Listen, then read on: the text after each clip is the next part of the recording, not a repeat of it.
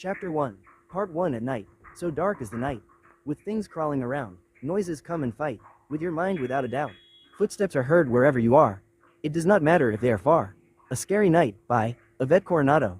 Hundreds of years later. Little Rain was tucked into her bed after her mother was done with her bedtime story. Her ink-black curly hair scattered all over the white pillow as her cherry lips formed a cute yawn and her eyes fluttered in an attempt to fight the drowsiness. She still wanted to hear her mother's story, but her sleepiness got the best of her. Rain Tatum was an adorable 8-year-old girl who would turn 9 the day after tomorrow. She was so excited for her birthday party that had been arranged by her parents. "Good night, Rain," her mother kissed her forehead before she stood up and turned off the light while walking out of the bedroom.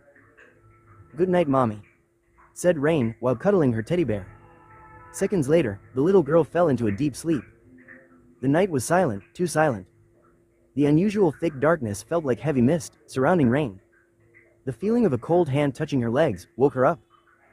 She tried to brush it away and went back to sleep, thinking it was only a dream. The next thing she knew, the grab tightened. Only after that Rain's eyes widened. She looked down to her legs. There she met a pair of eyes, as red as blood. They were locked to hers. The chills crawled all over her body instantly. And that thing with red eyes was crawling on top of her too. A hollow with sharp teeth around a place there, where a mouth was supposed to be. This thing's cold hands were moving from her legs to her neck, trying to strangle her. The hot breath of that thing blew in her face, leaving the poor little girl frightened. Frozen and in shock, she couldn't breathe, let alone screamed asking for help. Her body was trembling uncontrollably. As if the air was sucked out from her lungs, she was breathless. She didn't know what would happen, but the pain in her chest caused by the lack of air made her uncomfortable. Her body convulsed as an effect of the event. Rain tried to kick the thing that strangled her, but it was just another futile attempt. When she felt her vision turned blurry and darkness was about to pull her in, the door was slammed open along with this high-pitched gruff voice of a man. "Stop!" he yelled. The red-eyed man jerked away and released her. Rain took the opportunity to fill her lungs with air as her body collapsed to the floor with pain. "Mommy," she managed to call her mother weakly.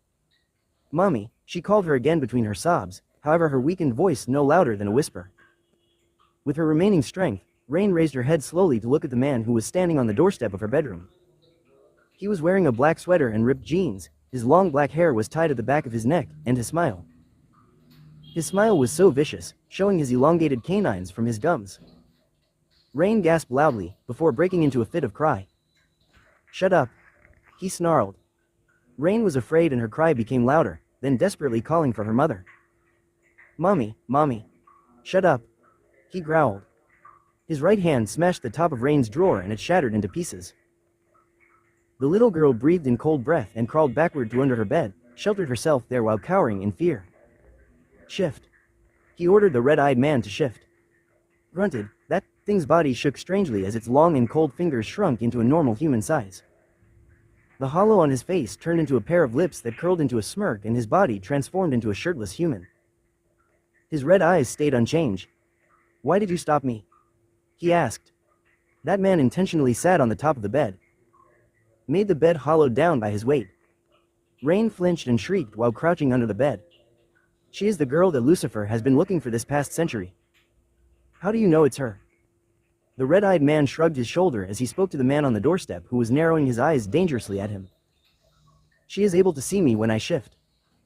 The fact that any other ordinary humans would never be able to see shapeshifters in their other form, thus Rain wasn't supposed to be able to see him like before then, but she did. It was crystal clear for her.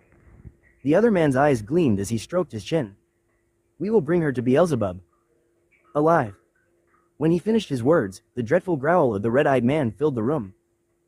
It made the bed shaking with his growling voice and Rain whimpered under the bed. "Didn't you hear me, dead man? I said, I will bring her dead body to Lucifer." His hand started to shift back with threatening claws at the end of his fingers. "You despicable shapeshifter," he muttered with a mocking tone. "I found her first and I will get my reward from Beelzebub." He had fully shifted when he roared, "In that case, I will make you taste a second death." And he lurched forward his nimble body onto the other man. They fought. The sound of bones cracking and the roar were deafening. Rain placed her thighs to her chest, wrapped her small arms around them and buried her face there. Her body shivered uncontrollably, and the tormenting scream from the red-eyed man didn't help her to feel better. Finally, after the long growled and cursed, came silent. Rain scurried away when the man who was standing on the doorstep before hoisted her bed with one hand like it was weight nothing. "Come here, you little brat," he said while panting. "Beelzebub has to pay me handsomely for this." He spitted to the lifeless body on the floor. The red-eyed man laid there, dead. Under his body, his blood streamed on the floor. Thank you for watching. If you enjoyed this video, subscribe my channel and share it with your friends and colleagues. Bye bye, see you later.